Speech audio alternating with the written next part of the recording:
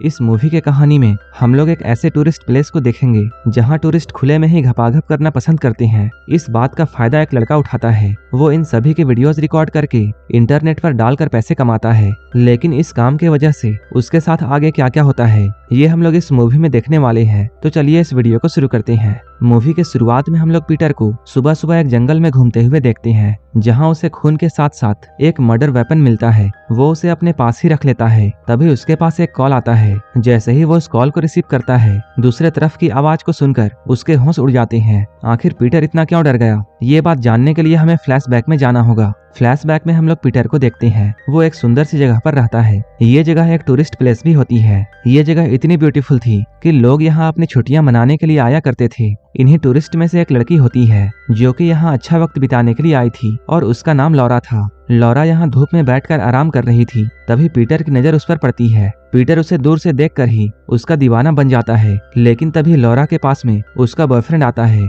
उसके बॉयफ्रेंड को देखकर पीटर के अरमानों में पानी फिर जाता है। लौरा के बॉयफ्रेंड का नाम माइकल है। माइकल जैसे ही कुछ समय के लिए लौरा से दूर जाता है, पीटर तुरंत वहां पहुंच जाता है और लौरा को लाइन मारने लगता है। लौरा की बातों से पीटर समझ जाता है कि वो अपने बॉयफ्रेंड को चीट नहीं करने वाली है। इसके बाद पीटर यहाँ से जाता है। कुछ देर के बाद पीटर की मुलाकात एक रूही नाम की लड़की से होती है जो कि इस पार्क की टूरिस्ट गाइड थी। वो यहाँ टूरिस्ट को घुमाने का काम किया करती थी। इसके साथ साथ वो पीटर की दोस्त की गर्लफ्रेंड भी होती है। ये लोग यहाँ पर काफी अच्छे से बातें करते हैं। पीटर यहाँ रूही से बात करते हुए उससे माइकल और लौरा के बारे में पूछता है। वो उन दोनों के बारे में रूही से काफी इंफॉर्मेशन निकाल लेता है। इसके बाद वो उन दोनों का पीछा करते हुए जंगल तक पहुंच जाता है। यहाँ वो देखता है वो दोनों बियर पीते हुए एक दूसरे से लिपट रहे थे। ये देखते ही पीटर जल्दी से अपना कैमरा निकालता है और उनके घपाघप कार्यक्रम को रिकॉर्ड करने लगता है। वहीं इधर पीटर अपने दूसरे हाथ से चिराग को घिसकर जिन निकालने की कोशिश में लगा हुआ था। वहीं दूसरी तरफ लौरा जैसे ही माइकल का हैंडपंप लेना शुरू करती है, ये सब देखकर पीटर के चिराग ने जिन को आजाद कर दिया। इसके बाद पीटर अपने कैमरे को बंद करके अपने हैंडपंप को संभालते हुए बाइक में बैठकर बड़े स्टाइल से अपने घर में आता है। इसके बाद हम लोग पीटर को उसके रूम में देखते हैं। यहाँ काफी अंधेरा था। इस रूम के दीवार में ऐसी फोटोज लगी हुई थी जो कि पीटर के हवस के बारे में बता रही थी। वहीं इधर पीटर आराम से बैठकर लौरा और माइकल के वीडियो को एक साइट में अपलोड कर रहा था। तभी हम लोग ये जानते हैं ये काम पीटर सिर्फ अपनी मस्ती के लिए नहीं बल्कि पैसे कमाने के लिए भी करता है। ऐसा करके पीटर काफी सारे पैसे कमा रहा था। यहाँ आज उसकी मुलाकात एक दूसरे कपल से होती है। ये लोग अपनी 3rd एनिवर्सरी मनाने के लिए यहाँ आए थे। इन लोगों को ग्रासलैंड जाना था। पीटर उन्हें एनिवर्सरी की बधाई देते हुए ग्रासलैंड का पता बताता है। यहाँ काफी बड़ी बड़ी घास थी जहाँ ये लोग खुले खेतों में पेलन क्रिया का आनंद ले सकते थे। कोई भी उन्हें देख नहीं पाता। लेकिन पीटर एक नंबर का चालाक था। वो भी इनके पीछे पीछे ग्रासलैंड तक आ गया था और चुपके से उनके करीब जाकर उनकी वीडियो बनाने लगता है। पीटर जब भी ऐसे वीडियो रिकॉर्ड करता था, वो अपने दूसरे हाथ से हाथ गाड़ी चलाना शुरू कर देता था। अब हम लोग तो ये समझ चुके हैं कि पीटर लोगों की वीडियोस रिकॉर्ड करके उन्हें साइट में अपलोड करने के बाद काफी सारे पैसे कमाता है।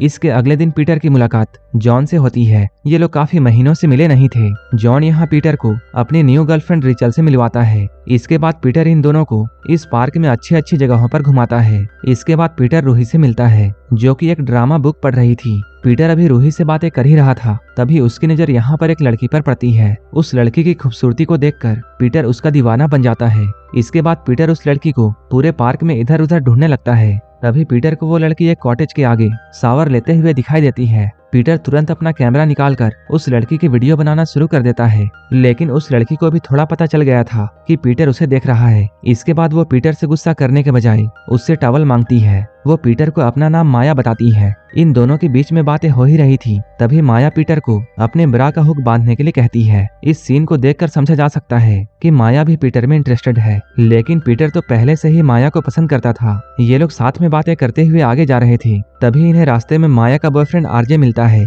आरजे पीटर को माया के साथ में देखकर उस पर बहुत गुस्सा होता है क्योंकि वो माया को किसी और लड़के के साथ बात करने देना नहीं चाहता है। इसके बाद पीटर यहाँ से जाकर जॉन और रेचल की वीडियो बनाता है। जैसे ही वो इस वीडियो को देख रहा था, तभी उसे कुछ आवाजें सुनाई देती हैं। जब वो इस आवाज का पीछा करते हुए आगे जाता है, तब वो देखता है आरजे अपने हैंडपंप से माया के खेत को पानी पिला रहा है। पीटर उन दोनों की वीडियो को भी रिकॉर्ड करके अपने साइट में अपलोड करता है। अब काफी दिनों तक पीटर माया को दूर से ही देखता रहता है। लेकिन आरजे भी पीटर को ऐसा करते हुए नोटिस करता है। कुछ देर के बाद हम लोग ये देखते हैं पीटर ने जितने लोगों की भी वीडियो बना रखी है और जितने भी लोग यहाँ आकर मौज मस्ती कर रहे हैं, वो लोग एक साथ कैंपिंग करते हैं। वहीं इधर पीटर रूही को यह बता रहा था उसे लोगों को देखना इसलिए पसंद है क्योंकि बचपन में उसने अपने पड़ोसियों को इंटीमेट होते हुए देखा था। उस वक्त उसे पेलन क्रिया के बारे में कुछ भी पता नहीं था, लेकिन उसी वक्त से उसका हैंडपंप पानी निकालने के लिए तैयार हो चुका था और उसी वक्त से उसे लोगों को देखना बहुत पसंद है। इसलिए वो जब भी कहीं शादी होती है तब वहाँ वो वीडियो रिकॉर्ड करता है। रूही से काफी सारी बातें करने के बाद पीटर माया के पास में आता है। यहाँ आकर वो माया से ये पूछता है। वो कहता है आरजे तुम्हारे साथ अच्छा बिहेव नहीं करता है तो फिर तुम आरजे के साथ क्यों रहती हो,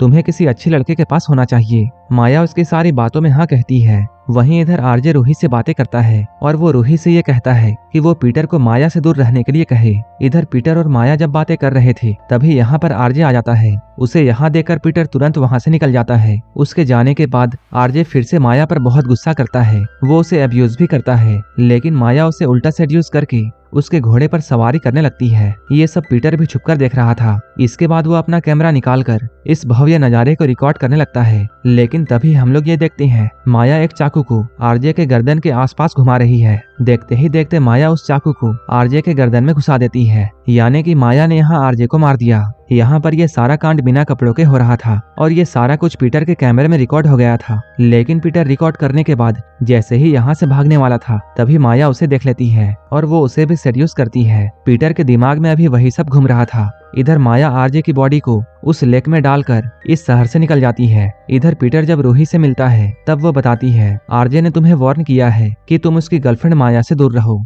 रूही पीटर से ये कहती है उसे एक ऐसी लड़की ढूंढनी चाहिए जो कि सिंगल हो, ना कि किसी के साथ हो। कुछ दिनों तक पीटर अपना काम नहीं करता है और वो बस उसी इंसिडेंट के बारे में सोचे जा रहा था। माया उससे मिलने के लिए आती है क्योंकि अब माया को भी पीटर पसंद था। ये लोग कुछ बातें करने के बाद खुले आसमान के नीचे खुले में ही घपाघप करना शुरू कर देते हैं। वो माया के खेत में हल चलाने के दौरान अपनी वीडियो रिकॉर्ड भी करता है। घपाघप कार्यक्रम खत्म होने के बाद माया उससे मर्डर वाली वीडियो डिलीट करने के लिए कहती है। पीटर के पास उस वीडियो की सिर्फ एक ही कॉपी थी और वो माया के लिए उस वीडियो को डिलीट कर देता है। इस वीडियो को डिलीट करने के बाद पीटर माया से ये पूछता है क्या वो सिर्फ इस वीडियो के लिए उसके पास आई है। तब माया उससे कहती है नहीं, मैं यहाँ आई हूँ क्योंकि मैं तुम्हें पसंद करती हूँ, लेकिन इस वीडियो को डिलीट करना बहुत जरूरी था। इसके अगले दिन पीटर अपने दोस्तों से मिलने के बाद माया से मिलता है। तब माया उसे बताती है उसे किसी के साथ कनेक्शन फील नहीं हुआ। माया उससे कहती है उसे किसी के साथ भी अपना फील नहीं हुआ था, लेकिन जब से वो पीटर से मिली है वो बहुत खुश है। ये लोग अभी एक दूसरे के साथ रोमांटिक बातें कर ही रहे थे तभी ये लोग देखते हैं पुलिस को आरजे की डेड बॉडी मिल चुकी है। इसलिए पुलिस वाले माया से बातें करते हैं क्योंकि वो आरजे की गर्लफ्रेंड थी, इसलिए पुलिस को सबसे पहले उसी पर शक होता है।